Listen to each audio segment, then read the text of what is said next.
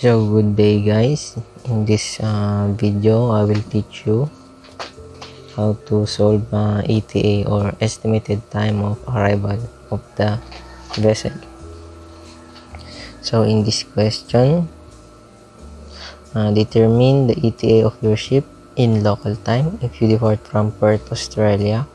Zone description 7 is to Cape Town, South Africa. Zone description 1 degree is on the 12th of August 2019 at 8:30 local time at a speed of 12.5 knots. Distance between the ports is 4,715 nautical miles. So the first thing you need to do is to plug in all the details, especially this zone description. This is very important for you to be able to determine your correct ETA or estimated time of arrival. So there is a technique here where you can get your zone description. So when you see east, it is always positive, or when you see west, it will be negative. So in here, as according to the question, 7 is so plus 7, 1 is plus 1. So here, as you can see, reverse, meaning the technique on getting the time difference between two countries, always reverse the sign of the country where you're coming from or your departure point. Always reverse the sign. So from positive 7, it will become negative 7, and then on the point of destination or your arrival point, as is, so plus 1. So when you add up the two figure, two number, that will be negative 6 time difference. That is now your time difference. So here is the date, 12th of August 2019, 8:30, speed of 12.5 knots, distance of 4,715 nautical miles. And then the next thing you need to do is to solve for your steaming time, meaning the time your vessel the vessel will reach the point of arrival. So to solve that, you must be familiar with this formula: distance, speed, and time. This is easiest way to determine your distance, speed, and your time. Also, the technique here is just you're going to find the time, just cover the time by your hand. When you cover it, you won't see it. And what is the remaining distance over time? This tells you that the time is equals to speed. This tells you that the time is equals to distance over speed. So we have the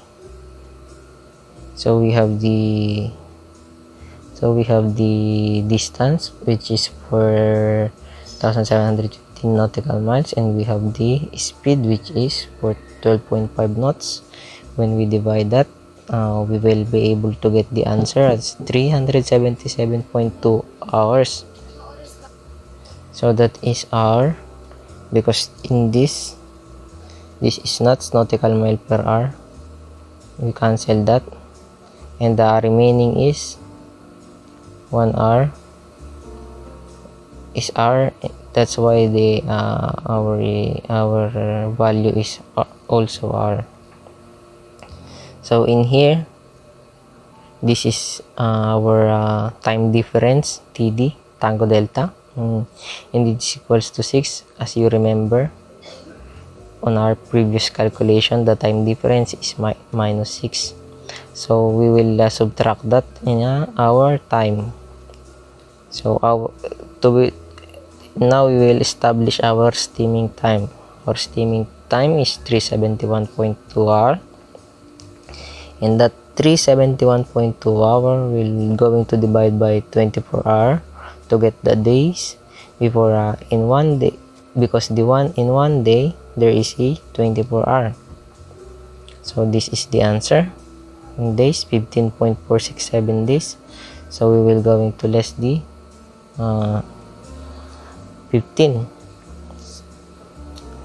That is our 15 days. We have now the 15 days. We will going to plug it later on our date. 15 days and then 0.467 days. That days will be converted in hour. That's why we multiply it by 24, because in one day there is 24 hours. So the answer is 11 hours. We have now our 11 hours. 11 hours. And then less 11 hours. So we have 0.2 hour remaining. And then we need to find the, we need to convert it in minutes. So in 1 hour there is 60 minutes. And then we will multiply it by 60 and we will come up with 12 minutes. So 12 minutes. 12 minutes. There you go. So we all need to do to get our ETA is to put down or plug in the 15 days, 11 hours and 12 minutes.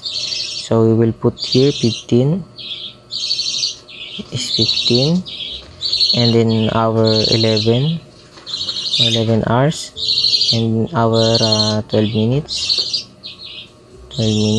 So we can now solve for our ETA. We just need to add it up. So 12 plus 15 is equals to 27, meaning 27th of August. 27th August at 2019, and the time is 08:30 plus 11:12, 1942, 7 p.m. 1942 local time. So local time meaning the time in on your point of arrival, which is in Africa, South Africa, Cape Town. That is now our ETA. That is how easy to solve ETA.